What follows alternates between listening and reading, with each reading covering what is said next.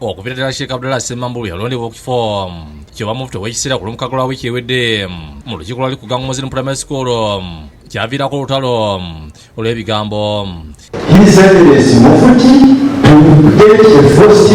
embeera yawaliza bannamateeka b'Uganda Supreme Council nga bayitira bannamateeka ba Bwakabega Bogezi and Kenya Advocates okwekubira endulu mu kkooti enkulu nga baagala omulamuzi Farida Shamira addemu yetegereza ebyasalibwa kuba tebyali mu mateeka.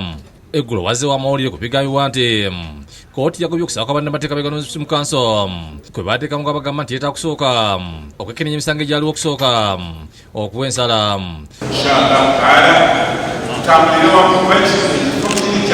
Kale leero kkooti enkulu ng'eyita mulamuzi Alexander Nkonge Rugadia eyisizza ekiragiro ekiyimiriza ebyakoleddwa byonna Mutabi Luke yalegango n'okulayiza Sheikh Ssemambo okubiteeka mu nkola okutuusa okusaba okwateekebwayo kuwuliddwa byekakasiddwa mu kiwandiiko ekifulumiziddwa era nekisomebwa Ssaabawandiisi w'e Kampala Mukadde Sheikh Abbas Mulubya mu kusaala Juma.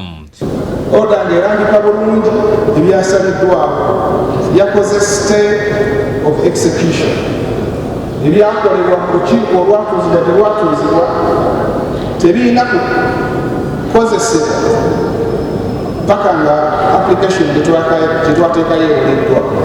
Sheikh Mulubya ayogedde ku mbiri abaddewo n'ebyasaliddwa mu kkooti yabadde kubirizibwa omulamuzi Nkonge.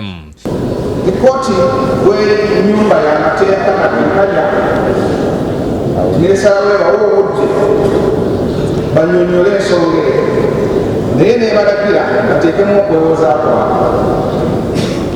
Era olw'ensonga nti obudde olwaba tukyomala babagambye bazze tebeetegese kkooti nesalawo eyongezeeyo. Yeewuunyiza ate bannakigwanyiza okuva ne bataputa obulala okuwabya abasiraamu kyagambye nti kyamu okulaba nti bannaffe bwe bavudde mu kkooti balangiridde nti ekkooti esazeewo bye bakoleddanga bituufu ne bye baalonda batuufu. Alabudde omuntu yenna abadde yeetuuma obuvunaanyizibwa bwa mufti okukikomya mu bunnambiro kuba kimenya mateeka. Omuntu yenna ng'olina kye weeyita kye baakutuumirira tetulabula abagezaako okukikola tikimenya mateeka ate eggwanga limenera amateeka. Akisizanga Uganda Supreme Council mu kiseera kino beetalina nteekateeka ya kukyusa bukulembeze bwonna. Terina nteekateeka yonna ya kukyusa bukulembeze. Obukulembeze bwa Uganda Supreme Council bukyusibwa okusinziira ku constitution eyo. Akubiza abasiraamu okubeera abakakamu kuba buli kimu kiteredde entende.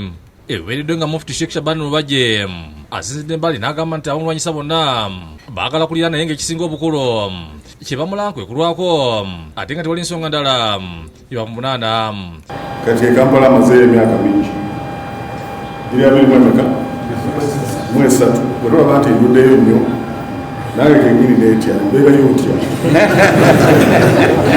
Abyogedde mu kiseera ku Masjid Noor Mbale agamba nti ebbanga lyamaze mu bukulembeze emyaka 23 bwe yalajja talina gwe yasindiikiriza era ayagala ne mu kugenda kwe aleme kusindiikirizibwa. Byonna mubikole naye njagala mutegeere wano bwe najja saasindiikiriza muntu nange bwe naaba ntuusizza okugenda saagala muntu ansindiikiriza ate ansindiikiriza ndeetera kulemeramu. Agambye tumwetegefu okuwayo obukulembeze singa abantu babeera bagoberedde amateeka ag'e Kampala Mukadde. Naffe tetwagenda kugamba nti tugenda kulemerayo mpaka naye twagala tubeere n'ennyo egamba nti ndowooza ekigendero ky'abantu bano si kabira si byabufuzi si byanfuna naye bajja kwongeraku ettofa bwe balaba nga bagidde ku nniye bajja kubeera nti fena tubanga tuli basinga tyabana awamu waawo kyekino kyesobodde okukola era naffe katugenda tuwumula balala kireki